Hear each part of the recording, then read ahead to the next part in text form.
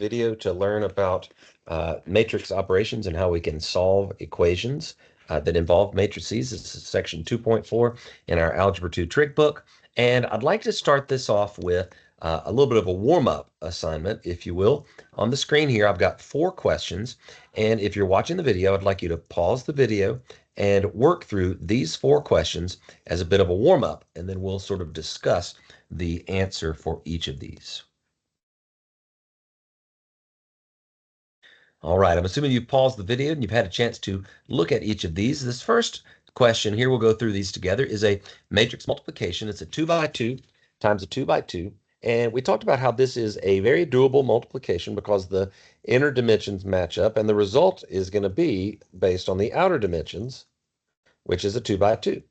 And so we're going to get 1, 2, 3, 4 elements. The first element is going to be row 1, column 1, and we'll multiply corresponding entries. 5 times 5 is going to be 25. 3 times -8 is -24. So that winds up yielding a 1 as a result. And then we can just carry on in our next multiplication, our next element, row 1, column 2. And so we got 5 times -3 and 3 times +5. So those two actually cancel each other out. We got -15, +15. That entry will be a 0. Then we're going to shift down to row 2, column 1. All right. And as we multiply 8 times 5, we get 40. And 5 times -8 is -40. We wound up with a 0 there. And then last but not least, if we multiply row 2 by column 2, we get -24 and +25. So that generates an output of 1.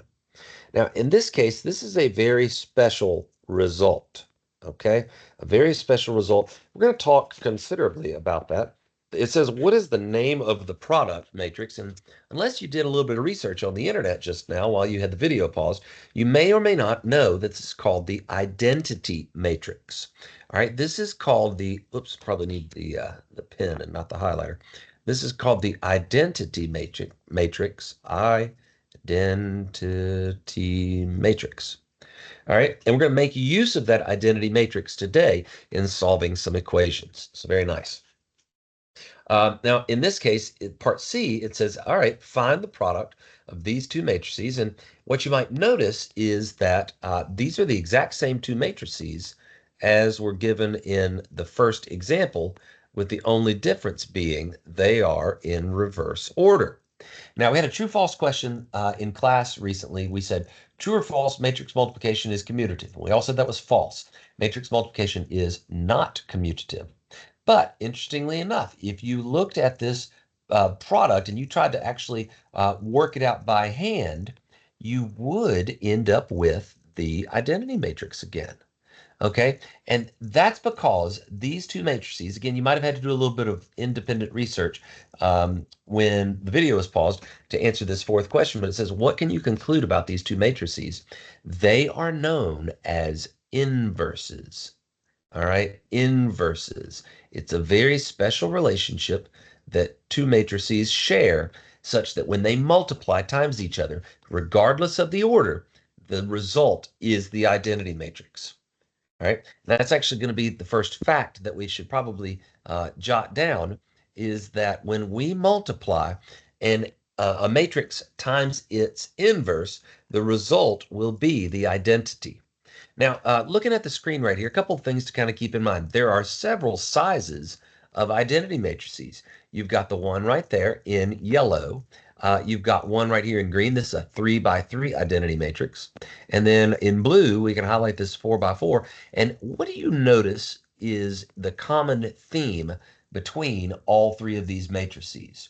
What do you notice is the common theme? Well, if you answer that they have a diagonal of nothing but ones going down into the right, and everything else in the matrix is 0, you're absolutely right. And that's what classifies this matrix, this arrangement, as an identity. It's because it's got nothing but the ones. And so what ends up being the result of this is that anytime I multiply an identity matrix times my given matrix, I'll just call my given matrix A, the result is always going to be A. And this probably makes sense because we have studied about the identity property of multiplication before, and what number is the identity for multiplication? We would say that's the number one. And what number is the identity for addition? We would say zero.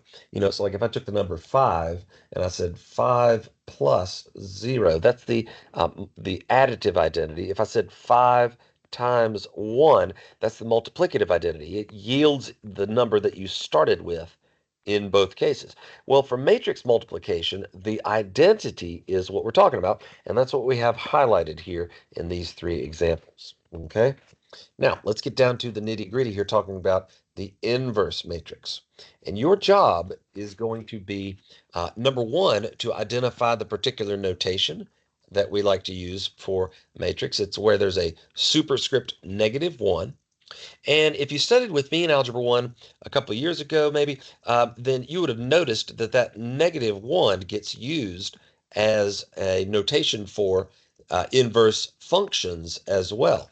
We've seen things like this before where we say, well, if I've got the function f of x, and then all of a sudden I slap a -1 superscript between the f and the parentheses, that's called f inverse. Similar notation with the -1 being a superscript.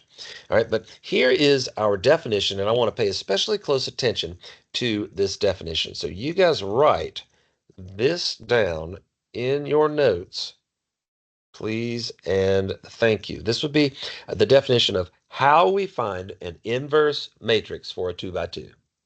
All right, it involves the determinant. You may notice it involves the determinant.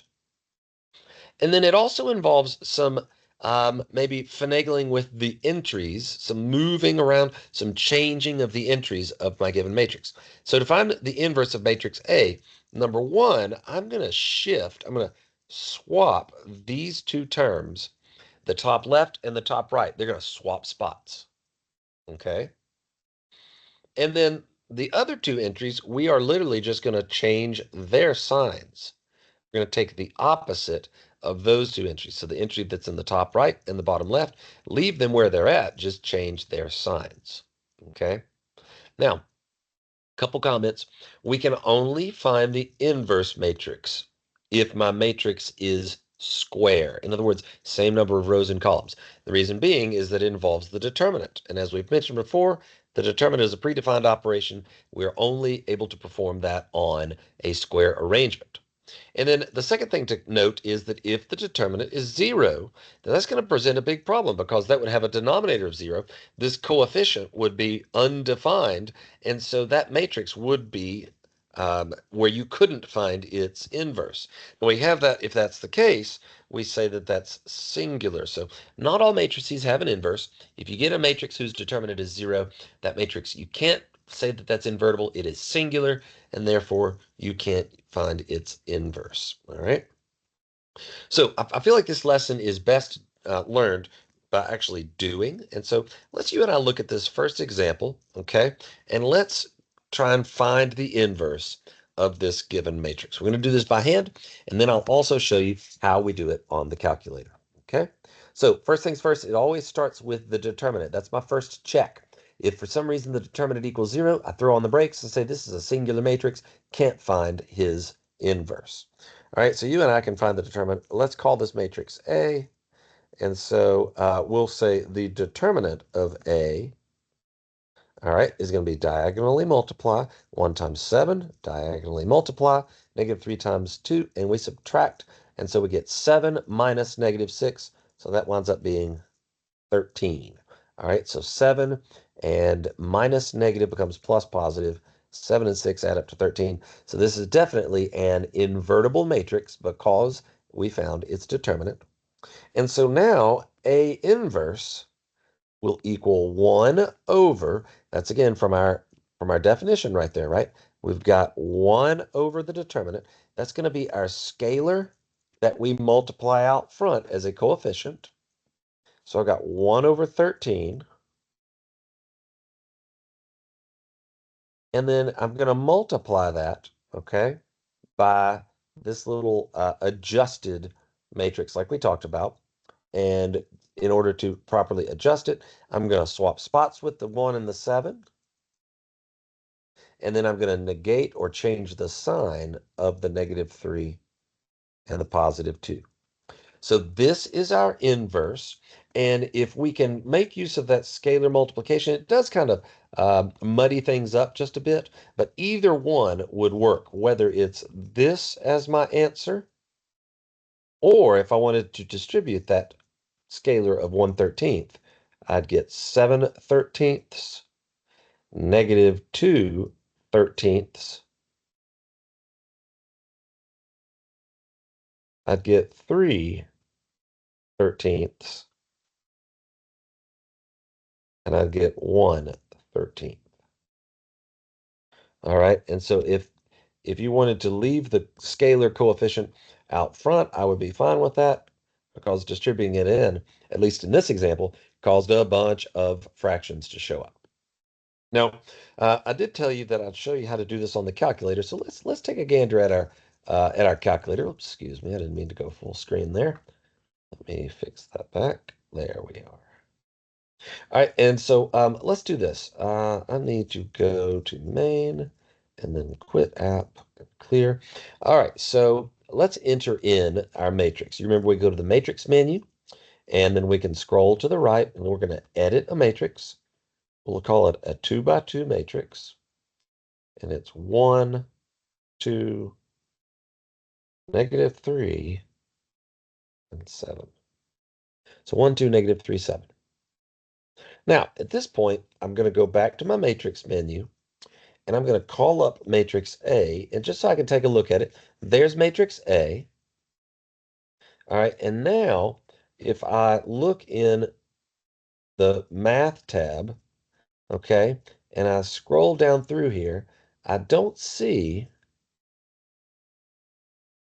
the idea of an inverse, right? I don't see an inverse.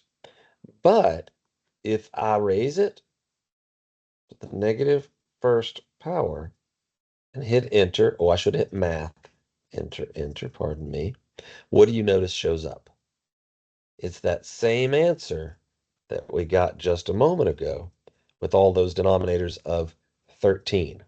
Okay, and so the notation for doing this, again, is going to be where you raise your matrix to the negative first power.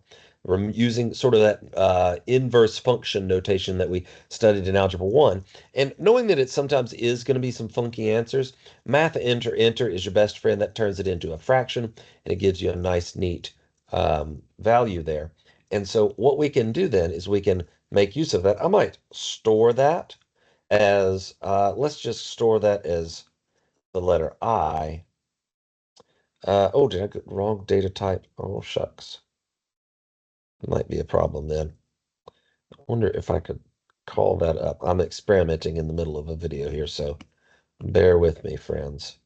Let's go second entry, second entry, second entry, math, enter, and then I'm going to store that. I tell you what, I wonder if I could store it this way. I wonder if I could store that as a, let's just call it matrix E. Will that work? Now let's go back to our matrix menu. Did I just learn something? Yes, I did. Check out that. Cool beans. So there's our inverse matrix. All right, so the reason I want to do that is now what's going to happen if I multiply the original matrix, now times his inverse that we just stored. Perhaps I should put a multiplication sign in there. So I'm going to insert multiplication just to be on the safe side. What do you think the result is going to be? It's our identity matrix, right? So if you go back to our screen here, and I don't know if I did a great job of spelling that out in the warm-up, but if you multiply, I don't have it written down here either. If you multiply a matrix times its inverse, the result will be the identity matrix. In other words, it's sort of like a 1 is there as the coefficient. What do I mean by that? Let's take this and we'll dive a little bit deeper here. Suppose I give you a simple matrix equation. I tell you there's a matrix A times matrix X equals matrix B. And I really would like to get matrix A matrix X by itself. Okay. Normally, students would look at this in algebra and they would say, oh, Coach Morgan, just divide both sides by A and divide both sides by A. And if these were regular old variables, that would be perfectly legitimate as an inverse operation. But with regards to matrices, we do not have a definition of matrix division. Instead, what we have is we have multiplication by the inverse. And so whatever I do on the left,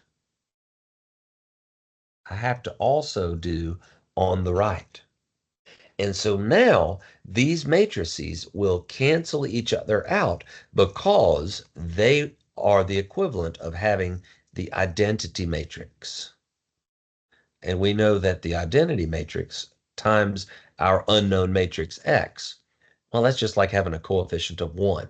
That's now just plain old X. And so there would be my solution. Okay. Now, that's how we would solve a matrix equation by using an inverse matrix. But I want to make a quick little comment here, and then we'll look at one final example in this video. And that is where I actually did the multiplication. Okay. Did you notice that that was kind of strange how I did that? I did it on the left side so that it would be right next door to A. I put A inverse right next door to A. And because that was a left side multiplication, I needed to, on the other side of the equation, I also needed to do a left side multiplication. I would not have been able to say, put A inverse over there because matrix multiplication is not commutative. So pay attention as to where you put your variable. Okay, I'll demonstrate that with a couple of little sidebars here. All right, so that was AX equals B, and we shoehorned in the inverse on the left side of both of those. What if it were the other way around? What if it had been X times A equals B? Where would I need to put my inverse function? What do you think? Well, if you said on the right of each side of the equation, you are absolutely correct. Okay, so that these two can be canceled out, and we would have X equals the product of B times A inverse. All right, now this is all good and well in theory. Let's put it into practice, though, with a quick example. Okay, and this, like I said, this is what we'll end class with. And you guys, what you can do is you can benefit greatly from a little practice in this on Delta Math. So I'm going to encourage you guys to definitely jump in and practice on Delta Math.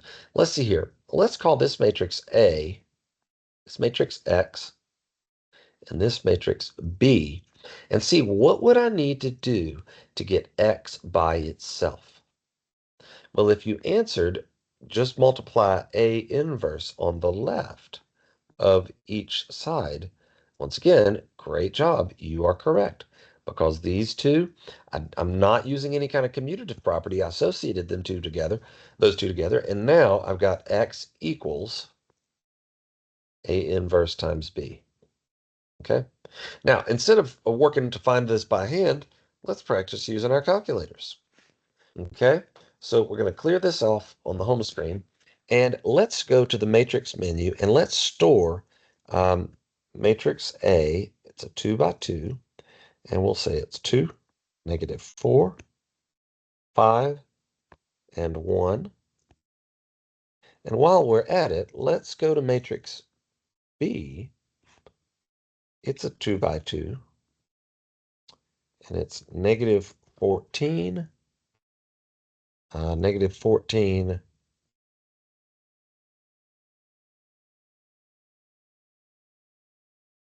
-13, and 9. All right, and so what did we say we wanted our answer to be in that blue rectangle right there, the blue box? I want A inverse, so I'm going to go to my matrix tab, call up matrix A, drop in my little caret, say -1, and then times matrix B.